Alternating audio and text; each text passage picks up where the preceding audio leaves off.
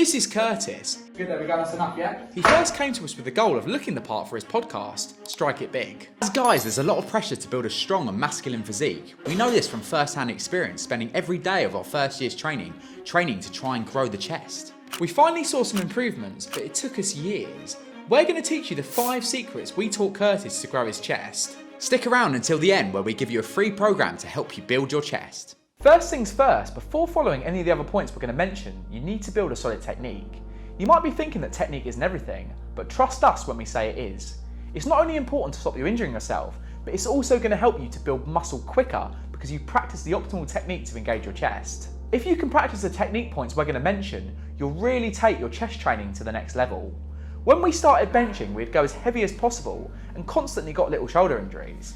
As we've mentioned already, it took us years to grow our chest, and this was mainly because we spent so long practicing the wrong movement patterns and having to relearn them right. Working with Curtis, we've helped him avoid making the same mistakes we made by teaching him the correct technique earlier on. So what's the optimal technique for bench pressing? It's actually pretty hard to understand, as there isn't really a correct technique. You can bench in loads of different ways depending on your goals, but if you're training to build muscle, we found an optimal technique that's really worked for us. The things that are pretty obvious is to get the shoulder blades back, retracting them into the bench, to keep the elbows tucked into the sides, which keeps the chest under tension for longer, and if doing dumbbell press, bringing them down and apart and then up and together. But the real game changer for Curtis, which really helped him to grow his chest, was something you probably haven't heard about before. When pressing, we recommend bringing the bar down to the chest, but rather than pressing directly up in a vertical line, you should press the bar diagonally. This technique's not only a more comfortable position for the shoulders, but it's also stronger because the bar naturally drifts into the comfortable position at the top. It's helped us to lift a few extra pounds on our bench press and has really helped pack on some size. The second secret we focused on when we taught Curtis to grow his chest was to train specific. The practice you do should be specific to what you want to improve, but it's more complicated than this. It's not just about being specific with what you train, it's about being specific with the way you train. If you're really struggling to grow your chest, we can almost guarantee this is exactly where you're going wrong. When we started going to the gym, we were lifting heavy weights with no control whatsoever. Yes, we were training our chest, and yes, we were getting stronger and building muscle, but we weren't optimizing our ability to build a bigger chest. When Curtis told us he wanted to build his chest, we started to train in a more specific way. When looking to be specific when building muscle, you need to consider 2 main things. Are you being specific to what you want to improve? And are you being specific with how you are doing it? To be specific with what you're training is simple. You need to pick a movement that's for building muscle. Yes, barbell bench press was useful for Curtis to build some strength, but we quickly got him onto incline dumbbell press because he was able to target the upper chest and get a larger range of movement. To be specific with how you're training, you need to think about the way you practice the skill you want to improve on. Building a bigger chest means you need to gear your training towards building muscle. It's not about just using a heavy weight and moving a weight from A to B.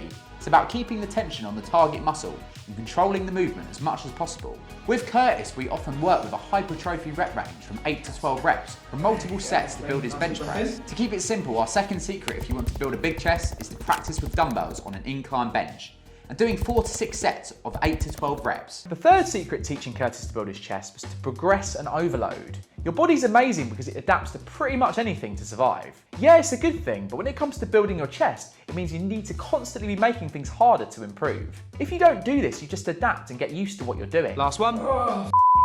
You can do this, come on mate, breathe in, breathe in, breathe in. Out, press. The main mistake we see our clients making is staying in their comfort zone. They keep everything the same week after week. They don't push new boundaries and wonder why they stay exactly the same. To keep things simple, they need to progressive overload. All this really means is to do more than the last time. To give you an understanding of what we mean, let us break it down into 2 main sections: progression and overload. Starting with overload, it's all about pushing yourself and training with intensity. Luckily for us, Curtis had a strong mindset right from the start. As a successful businessman, he understands how to apply a strong work ethic to everything that he does. But yeah, I've had a stressful day. I feel like I'm channeling it all into the weights and I'm doing well. Annoyingly, as trainers, a strong work ethic is something we can't teach. We can definitely challenge our clients, but only they can decide how hard that they push themselves. Of course, there's a balance. It's not about killing yourself every session, but things do need to be challenging if you want to improve. We found this such a hard balance to understand ourselves. We've taken things too far, too many times, which has caused some pretty serious injuries. This 1 to 10 RPE scale has been the secret to us understanding how to push ourselves, and we'd recommend that you use it too. It involves rating your exercise intensity on a scale of 1 to 10, 1 being very easy and 10 being maximal effort. When using RP for Curtis, we aim for a 7 or 8 out of 10. This meant that every set he did was very hard, but not extreme or maximal effort. As a rough guide, say 1 to 2 reps in the tank before you reach failure. So have a think about your overload. Are you training at a 7 or 8? Or are you pushing yourself too much or too little? Make changes so you're overloading your body to improve. Earlier I said that overload was only part of the picture. You also need to make sure you're progressing, especially if you've got a time-consuming goal like building your chest. Even if you're pushing yourself, if you aren't improving with every session you do, you're going to stay the same. Progression is simple. All it means is you need to get better every time that you train. With Curtis, we track his lifts on notes by using a phone. Every week we tell him his rep target to beat the previous week, and when his reps get high enough, we increase the weight so he's training in that 8 to 12 rep range for building muscle. How do you feel about your bench? Oh, I'm glad. I'm very tired at the moment, but I did 6 reps, 5. If you're looking for a more structured way to track progression in the gym, we'd recommend using the Strong app. It's a free workout tracking app where you can make customized training templates and put in your sets, your reps, and your weight. Each week it tells you what you did previously, so you can make sure to beat it.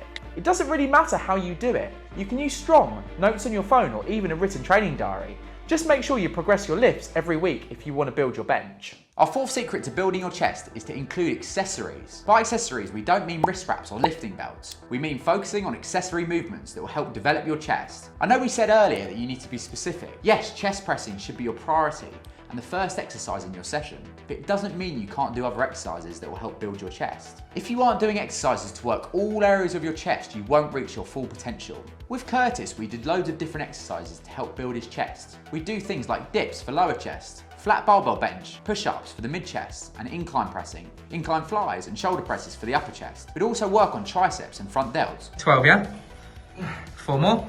To apply this to your training, you need to come up with a structure. Going back to your plan, after your incline dumbbell press, you need to structure in several exercises to make it a push day or an upper body day. We'd recommend a minimum of 2 chest movements, 2 front delt movements, and 2 tricep movements. You can then pick which exercise you prefer for each muscle group. For example, Curtis loves overhead pressing and tricep dips, but you'd want to switch in something more specific to build your chest, like some chest flies or pressing. The most important secret of this entire video, and the absolute key to Curtis building a big chest, is to get your training frequency right. This is how many days a week you exercise, which is absolutely essential because if you do too little, you won't improve, and if you do too much, you'll burn out, or even worse, get injured. Especially when lifting heavy for multiple sets and reps, injury risk is higher, so you want to make sure that you're giving your body enough time to recover. We'd recommend a minimum of 2 days rest between heavy lifts. It's hard to know the right training frequency for you, as everyone's different. We trained chest 4 times a week when we first started. It helped as we found we improved better with more frequent practice. We've also found some clients get away with training chest once a week and see great improvements. Because Curtis really wanted a big chest in a short period of time for his podcast, we decided to bench 2 to 3 days a week. Your training frequency should also depend on how much volume or work you do during the session. If you're having a high volume push day with lots of exercises, you're probably going to respond better by giving yourself more recovery and training less frequently. If you're doing lower volume and shorter push sessions, you can do them more frequently throughout the week. But what's the perfect training frequency? Over our years of training ourselves and working with thousands of clients, we found that people respond best to training chest 3 times a week. Just make sure the days are spread apart so you get enough rest in between. So there you have it. Now you know the 5 secrets we taught Curtis to grow his chest. But don't go just yet. Make sure to subscribe and go check out our other video where we tell you what to do if we had to start our fitness journeys from scratch.